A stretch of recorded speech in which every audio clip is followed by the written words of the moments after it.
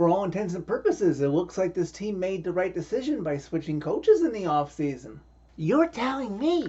Because if they had stuck with the other guy who has a job right now anyways, and this team was still mediocre like it was last season that led to his termination, I'd certainly want Barry Trotz to go after the guy on the other bench tonight if all the rumors are true and Tampa Bay gets rid of him before the end of the season. Now, why would they do such a thing? Well, you were watching the same game I was, right? He pulled his goalie with 8 minutes left to go in regulation. Everybody's hands go up, way up, as the Nashville Predators annihilate the Tampa Bay Lightning by a final score of 5-1 Thursday night inside Bridgestone Arena. Highlights in this game include spread out scoring amongst all four lines, and the blue line got involved too. 26 saves by your number one goalie, UC Saros. The Preds went 2 for 3 on the power play, and if you can believe it, PredsNation, the Preds killed off all 4 Tampa Bay power plays. Oh, and to top everything, the Preds have now won 9 of 11. Lineup news coming into this one as Tommy Novak returned to the Preds lineup for the first time since being injured on November 11th, which means that Mark Janikowski has to be sent down to Milwaukee. He will be welcomed down there as they push for a playoff spot at that level, and Liam Foudy has to be placed on waivers. He'll most likely be picked up. If he's not, then hey, he gets to join Mark Janikowski down in Milwaukee for more experience there, and then hey, he might be called back up again if this team has any serious injury problems, which it might not be at forward, but we'll see what happens after this game, but we'll get to that at the end of this recap. And then there's Tyson Barrie, now scratched for the 3rd time in the last 4 games. Moving on, UC Saros dressing for the 3rd straight game against a Tampa team that played last night and traveled, so the Preds have to take advantage in games like this if they want to piece together points to give themselves a chance to climb up the standings and maybe make a race of it come April. Remember, the Preds played the Lightning on opening night, so this is the 2nd and last meeting of the season, with the exception that maybe some magic happens in the playoffs. It's also Star Wars night inside Bridgestone Arena, so the Preds are trying to use the Force to capitalize and get them the lead early in this one. Saros' first big save of the game is a turnover by Yossi, resulting in a 2-on-1 for the Lightning. Braden Point is robbed by Yossi. About 7 minutes into the first period, there's a TV timeout, so Tanner Jeannot, returning to Nashville for the first time since being traded for all those draft picks, gets a nice welcome home tribute video. My personal favorite of all the goals that were included probably has to be the overtime goal against Chicago during that 7-game win streak. Preds take the first penalty of the game. It's Michael McCarron for high sticking, but that doesn't deter the Preds having to kill a penalty because they create a 2-on-1 Yakov Trenin and Ryan O'Reilly by Jonas Johansson, who is in net for the Bolts. The 2nd time the Preds have faced Jonas Johansson this season, denies a chance to keep it scoreless. Play continues until about 6.5 left to go in the first. The play is in transition. Dante Fabro gets caught on the ice a little too long. He is probably exhausted. Lightning come back into the Pred zone. Some quick passing over to barre-boulet on a one-timer. Beats Saros, giving the Lightning a 1-0 lead. As it turns out, their only lead of the game. With about 4.5 minutes left to go in the first, it's Tampa Bay's turn to take a penalty. It's Steven Stamkos holding Gustav Nyquist's stick, and the Preds get to work on the power play, and would they ever? And some quick passing ensues. Phil Forsberg gets the puck and gets a shot up that hits the post, but then follows up and comes back to Forsberg, and he beats Johansson. This time it's in, and the Preds have tied this game at 1. Wait, hold up. What? What's that? The refs are waving it off for incidental contact with the goalie. What? You guys all saw the replay, didn't you? I saw it. They said that Ryan O'Reilly's stick interfered with Johansson making the save. The replay clearly showed that it was Johansson's stick that contacted Ryan O'Reilly. And I guess considering that he was bitten against Minnesota, Coach Bruno is a little apprehensive about challenging it. But then it came out that I wasn't really clear on the broadcast that he couldn't have challenged it. But alas, it's still 1-0 Tampa. What is with the league and the Preds having judgment calls involved in their games? I'm never going to forget, and this fan base is never going to forget, #decision scored. But I guess this game seems different because the Preds are persistent and keep going on that same power play with Stamkos in the box, because on the latter half, near its almost expiry, the Preds are passing around, and off of a Tomasino shot, the rebound comes right to Juuso Parssinen, who sees it and bangs it home past Jonas Johansson. The officials can't wave it off for some nefarious reason. The Preds have tied this game at 1. All in all, you can't complain about that start by the Preds, and it remains tied at 1 after 1.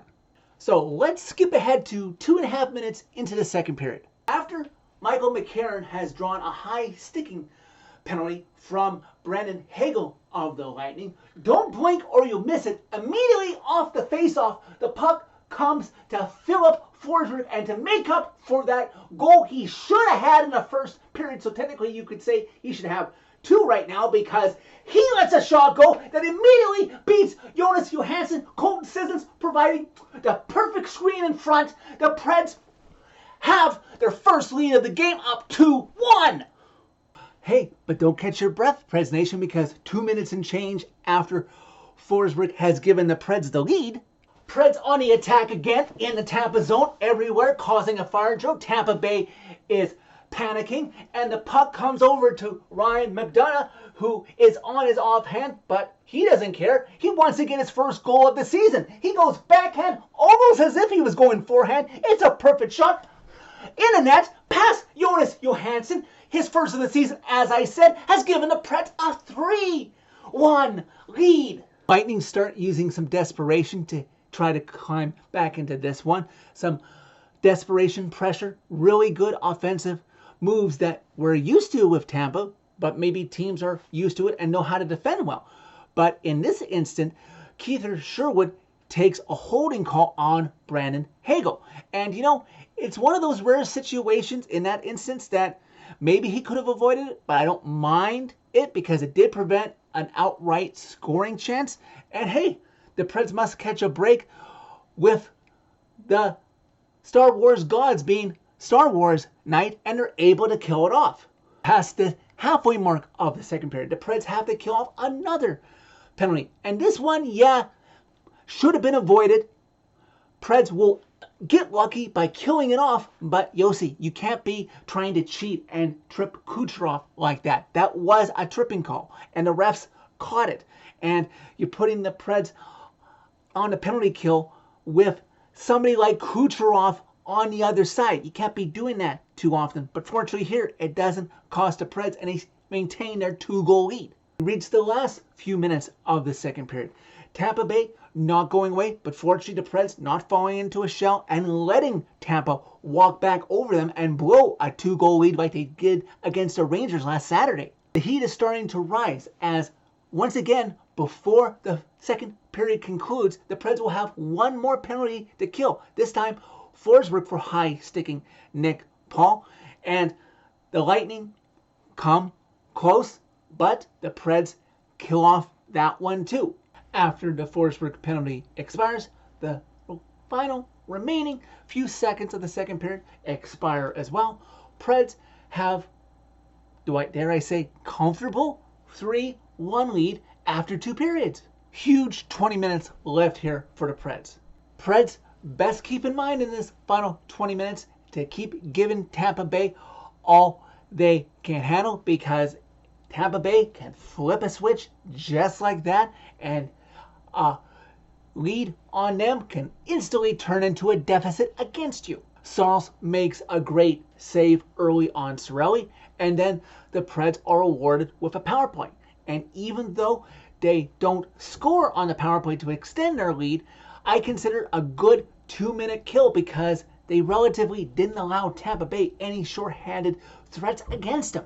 Oh, and this will help the relative heart rates of the majority of PredsNation because just over 6 minutes into the third period, the Preds would give themselves an even bigger cushion. Right off the faceoff, won by fan favorite Cole Smith. Okay, I'll go with it. The puck comes right back to Roman Josi. There are multiple screens between the Preds captain and the Tampa Bay net, still guarded by Jonas Johansson. Josi just lets it go on net. It gets through those multiple screens. It's in the net. The Preds now lead this 1-4-1. And you know what that means when the Preds score 4 goals? PredsNation, it's Yoda time. Oh, I'm sorry. I've really got embraced in Star Wars Night in Bridgestone. I mean, it's Frosty time. Awaken the Frosties for everyone in attendance as the Preds are just dominating this game over Tampa. Tampa still not going away. One threat denied by Saros is first on Hedman, then Cirelli, with about 12 minutes left to go in the third period. It looks scary at first as Dante Fabro takes a puck to the face, tease for the late in the game, but Fabro would appear okay and would play the rest of the period because he would quickly return to the Preds bench. Just over half of the period has passed, and Cole Smith lays out a decent hit. That former Pred that I forget sometimes is on the Lightning, because when you think of former Preds on the Lightning, you think of Tanner Jeannot first, while Austin Watson takes exception.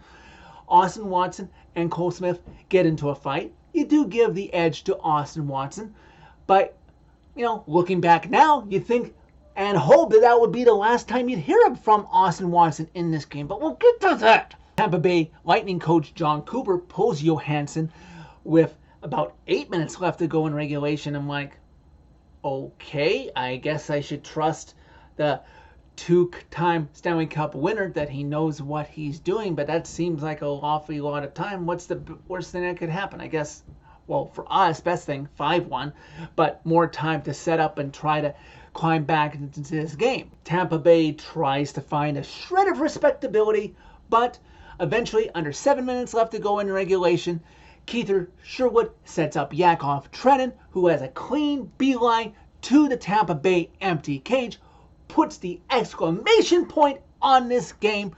Preds lead 5-1.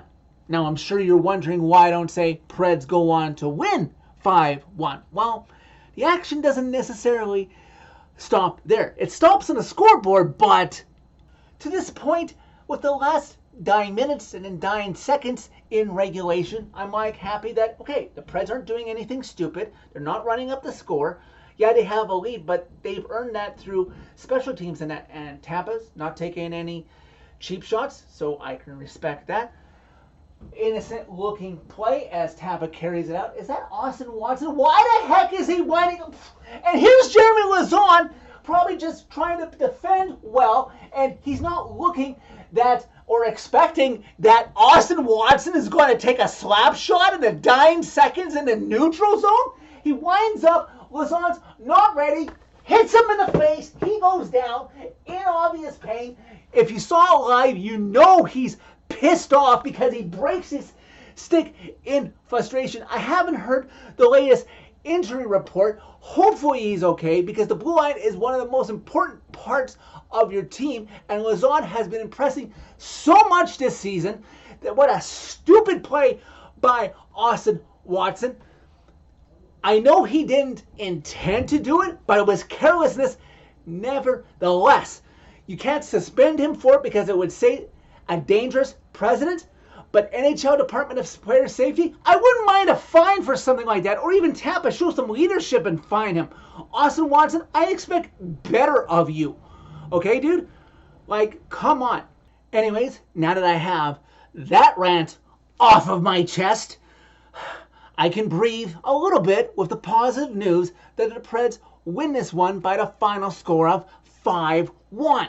Nearly an all-around perfect game for the Preds, minus the last few seconds of regulation. Thank you, Austin Watson. Like, dude, what were you thinking? I'm so glad we're not in the same division as you as of yet. As for the Preds, they're playing well together. They're blending well together with whatever lines and defensive pairings Bruno puts together. Now they have Friday off and have to travel for a 2-game back-to-back road trip in Canada on Saturday and Sunday. Sorry to be a little bit greedy, a little bit selfish, but Preds fans, you should hope for 4 points on this Canadian road trip. I certainly am. And, I got asked on Preds Twitter today, are the Preds good? Maybe. I don't want to judge too soon, but if they win on Saturday night in prime time on Hockey Night in Canada for all of Canada to see, if they can step up big and win that game, sweeping the 2-game season series against Toronto, regardless of, as long as they don't lose badly, if they don't win against Montreal, yeah, I could say that maybe this team really is in the right direction. But let's just not put the cart before the horse. Let's get Saturday out of the way first, and we'll judge it on that one. As for the goalie starts, I'm not upset that Saros has played 3 in a row. He should get 4 in a row. He should get Toronto on Saturday. He's earned it. But let's not force things, okay, Bruno? I trust you. Lankinen gets Sunday against Montreal, right? So that is it for this one. Thank you very much for watching as always. I appreciate it. Hit like if you liked this video. Hit subscribe if you really liked it. You can find my social media as always by clicking on a channel name and interact with me during Preds games. Tell all your friends about Predemption and the carelessness of a former Pred by the name of Austin Watson. And if you're wondering if the Preds are a good team, I'll get back to you about that after Saturday.